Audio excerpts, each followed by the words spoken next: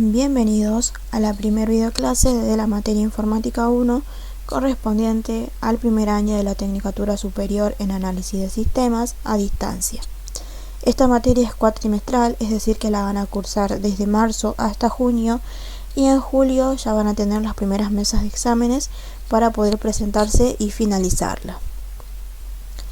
Considero oportuno poder trabajar o poder revisar nuevamente los criterios de acreditación de la materia, ya que una vez que finalice la cursada, ustedes lo van a poder hacer bajo dos condiciones como estudiantes.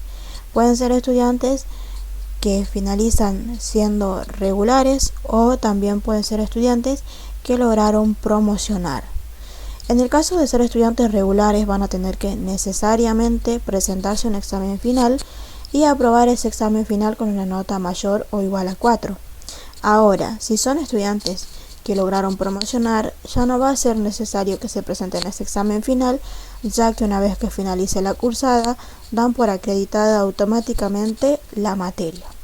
En base a esto, ustedes de ahora en más van a ir organizando su cursada de acuerdo a las condiciones bajo las cuales quieren finalizarlas, ¿sí? Tienen que tener en cuenta que para promocionar el nivel de exigencia es un poco más elevado, por ello ustedes, como dije previamente, se van organizando en base a sus objetivos. Todos estos criterios también están en la clase número 1, bien detalladitos, los invito nuevamente a poder revisarlos. En cuanto a la videoconferencia, quería hacer una acotación que esta materia se divide en 3 módulos y cada módulo va a tener una videoconferencia sí o sí. Así es que bueno, estaría bueno también que las asistencias estén y que todos puedan participar de esas videoconferencias. Dado por ya una vez trabajado este tema, vamos a comenzar a hablar de los contenidos que se vieron en el módulo 1, el cual refería a introducción a los ordenadores. Este módulo se dividió en 3 clases. La primera clase trabajó la conceptualización de los ordenadores, donde se pudo abordar contenidos como hardware y software. En cuanto al hardware, podemos decir que es la parte física de la computadora, la parte tangible, y la podemos dividir en interna o en externa. En cuanto a lo interno, justamente refiere a aquello a lo cual no tenemos fácil acceso a no ser que desarmemos la computadora, ¿sí? Todos esos componentes son, por ejemplo, un circuito integrado, placas de video, placas de sonido, placa madre, ¿sí? Memoria RAM, procesador, entre otros. En el caso del hardware externo, refiere a aquello que es fácilmente visible y que también podemos tocar con facilidad apenas estamos trabajando con la computadora, como por ejemplo el mouse, el teclado, la impresora, una webcam, un parlante, unos auriculares, entre otros más. En cuanto al software, refiere a la parte lógica de la computadora, a la parte intangible, son programas o aplicaciones que se utilizan para realizar determinada acción de acuerdo a lo que el usuario desee, ¿sí? El software justamente es el que le brinda las instrucciones al hardware para poder ejecutar determinado programa. Ambos están interrelacionados y no pueden funcionar el uno sin el otro, ¿sí? Son esenciales para que una computadora pueda funcionar de manera correcta. En el caso del software se divide en 2, software de sistema y software de aplicación, que esto ya lo vamos a ver en la siguiente clase, lo vamos a poder profundizar un poquito más. También se trabajó sobre el concepto de informática, así que informática, dependiendo de los diversos autores, va a ser concebida. En este caso yo creo oportuno poder trabajar el significado de la palabra informática, que está dividida en 2, por un lado infor y por el otro lado mática. Infor, que refiere a información, y mática, automática, es decir, el tratamiento automático de la información, ¿sí? En el caso de la clase número 1 también se pudo apreciar a la informática como la ingeniería, que estudia el hardware, las redes de datos y el software necesarios para tratar esa información de manera automática, esa información con la que necesita trabajar el usuario. También elijo destacar una definición de Konrad Zuse, el cual define la informática como la disciplina que estudia el tratamiento automático de la información utilizando dispositivos electrónicos y sistemas computacionales. Ahora, ¿a qué referimos con esta automatización de la información, con esta información automática? Voy a poner un ejemplo puntual de cuando una información no está automatizada y cuando lo está, ¿sí? Por ejemplo, tenemos en una escuela una biblioteca que tiene registros de egreso e ingreso de esos libros en formato papel. Esta biblioteca no está automatizada, esta información o este manejo de información que necesita la bibliotecaria no está automatizado. ¿Cómo lo automatizaríamos? Con un programa, creando una base de datos en la computadora donde se puedan cargar los libros con los que dispone esta biblioteca y además se puedan generar consultas de disponibilidad. Por ejemplo, cuándo se llevaron ese libro, qué estudiante se lo llevó, si realmente lo devolvieron o no, si está disponible o no, ¿sí? Un ejemplito para que lo tengan presente. Además, se trabajó también con el concepto de computación, el cual, según la RAE, refiere a la ciencia que se ocupa del estudio de las computadoras, abarcando su diseño, operación y uso en el procesamiento de datos. También elijo destacar que es la ciencia que estudia las herramientas con las que se trata la información en la computadora, con la que se trata esa información que el usuario necesita y que el usuario requiere en determinado momento de acuerdo a una necesidad específica, ¿sí? Bien, después también se trabajó desde la clase 2 la estructura funcional de una computadora. En este caso, o en esta clase, se profundizó un poquito más en el software, dividiéndolos en software de sistema y software de aplicación, que en el caso del software de sistema refiere a los sistemas operativos, justamente son los que permiten la comunicación entre usuario y computadora mediante una interfaz gráfica amigable y fácilmente entendible para la persona, ¿sí? Y este software empieza a trabajar desde que la computadora se enciende, es decir, que sin ella no podríamos trabajar sobre una computadora. Y podemos mencionar, por ejemplo, a Microsoft Windows, a Linux, entre otros. En el caso del software de aplicación, refiere a todos aquellos programas, a todas aquellas aplicaciones que cumplen una función específica y que responden a una necesidad o un requerimiento en particular del usuario, ¿sí? Como por ejemplo Microsoft Word, Excel, una calculadora, Google Chrome, entre otros programas que son instalados después por el usuario dependiendo de lo que él necesite. También podemos mencionar en estos software de aplicación a los programas utilitarios que cumplen una función en específico y que nos permiten el correcto funcionamiento del sistema. Estos programas utilitarios se dividen en tareas de mantenimiento, en programas que permiten la revisión del software, en programas que nos permiten recuperar datos perdidos o que también nos permiten eliminar software maliciosos. Luego se trabajó con la arquitectura von Neumann, que esta arquitectura justamente nos da a conocer la manera en la cual funcionan las computadoras.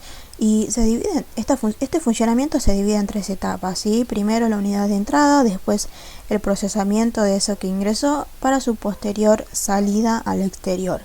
En cuanto a las unidades de entrada, podemos decir que son los dispositivos que permiten el ingreso de datos a la computadora, como por ejemplo un teclado o un mouse. Después, en cuanto al procesamiento de eso que ingresó, podemos mencionar al CPU, que justamente es la unidad central de procesamiento, el cerebro de la computadora. Viene a ser también el CPU el que sigue las instrucciones codificadas de un programa, ¿sí? Y también podemos encontrar la memoria principal. La memoria principal justamente refiere a la memoria RAM o a la memoria ROM. La memoria RAM, que es aquella de acceso aleatorio, aquella memoria volátil sobre la cual se trabaja la cual la computadora utiliza cuando se está trabajando de manera temporal sobre un programa, y si no guardamos esa información o todo lo que trabajemos sobre ese programa, una vez que cerremos ese programa, se va a eliminar toda esa información, ¿sí? Si lo queremos almacenar de manera semipermanente en la computadora, lo tenemos que guardar en una memoria secundaria. Ahora, en cuanto al CPU, lo podemos dividir en dos, en la unidad de control y la unidad aritmético-lógica. En cuanto a la unidad de control, podemos decir que su principal función es buscar las instrucciones de la memoria principal, decodificarlas y ejecutarlas empleando para eso la unidad de proceso, ¿sí? La unidad de control también se encarga justamente de controlar todos los componentes del sistema y también de escribir esos resultados que se obtuvieron en registros, en cachés o en dirección correspondientes a la memoria RAM. Ahora, en cuanto a la unidad aritmético-lógica, podemos decir que realizan operaciones aritméticas como ser sumas, restas, divisiones, multiplicaciones y también operaciones lógicas como que justamente apuntan a la comparación de dos datos, si uno es mayor o igual, si es diferente que uno del otro, entre otras cuestiones, ¿sí? Todo esto, una vez que justamente la computadora trabaja con todo este procesamiento, obtiene una información que esa información debe expulsarse, debe ser enviada al exterior mediante unidades de salidas, y esas unidades de salida vienen a ser los dispositivos que permiten a la computadora enviar al exterior esa información que se obtuvo, esos datos que ya fueron procesados. Como podemos mencionar, como por ejemplo podrían ser la pantalla, mediante auriculares, mediante una impresora, entre otros dispositivos que también podemos considerar.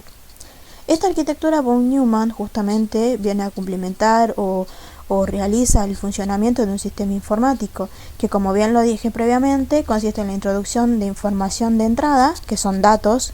Esta información es considerada datos, caracteres sueltos.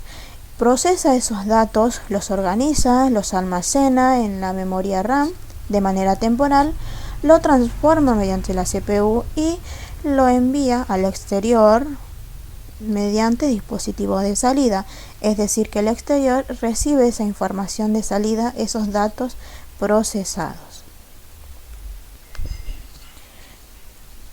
Además, también en la clase número 3 se trabajó la estructura básica de una computadora, se profundizó en cuanto a lo que hardware refiere, ¿sí? Que se divide justamente en dispositivos de entrada, salida, de almacenamiento, que ya lo venimos trabajando durante la presentación, pero que vamos a detallar brevemente a continuación, ¿sí? En cuanto a los dispositivos de entrada, justamente son aquellos que permiten la introducción de datos, que le permiten al usuario poder introducir datos a la computadora de manera fácil e intuitiva. Entre estos podemos mencionar a los teclados, el mouse, lectores ópticos de marca, escáner, lectores de código de barra, entre otros. Los dispositivos de salida son aquellos que permiten justamente la salida de esos datos procesados que se convirtieron en información al exterior para que esté para que sea de fácil acceso o que sea visible al usuario, ¿sí? Que justamente va a responder a una necesidad en específico que el usuario pidió, que el usuario necesitó en cuanto a programas, en cuanto a operaciones que realice la computadora y que ahora quiere que se las muestre. Bueno, estas operaciones, estos resultados son mostrados mediante pantallas, impresoras, auriculares. En cuanto a la pantalla, bueno, sería lo visible, ¿sí? Lo que se puede ver de manera directa. La impresora, bueno, es una devolución en formato papel de aquello que se trabajó. Los auriculares o los altavoces en formato sonido, ¿sí? Después, el almacenamiento, en este caso, justamente recibe el nombre de almacenamiento secundario, realiza operaciones de entrada y de salida, no se limita solamente a una entrada o a una salida y permite al usuario poder guardar en la computadora información de manera semipermanente. ¿Por qué semipermanente? Porque después puede ser borrado, o sea, si yo usuario lo necesito, no sé, estoy trabajando con Word, hice mi trabajo práctico, lo necesité guardar en el momento, lo guardo. Ahora después de unos años tal vez ya no lo necesite o tal vez justo me quedé con poca memoria y necesito realmente borrarlo, bueno, lo borré, se eliminó, ¿sí? A eso se refiere con semipermanente. Y bueno, acá podemos mencionar a la cinta magnética, los discos magnéticos, los discos ópticos, los discos de estado sólido como memoria flash, USB, que son el USB que es bastante conocido por los usuarios, ¿sí? Ya con esto yo doy por finalizada el trabajar con todo lo que se vio en la clase número 1 y bueno, invito a que si quedaron dudas igual lo puedan presentar en el foro de consultas, no hay problema, o por mensaje directo como ya lo había expresado en la plataforma. Y bueno, agradecer a todos por haber justamente escuchado esta videoclase. Hasta luego.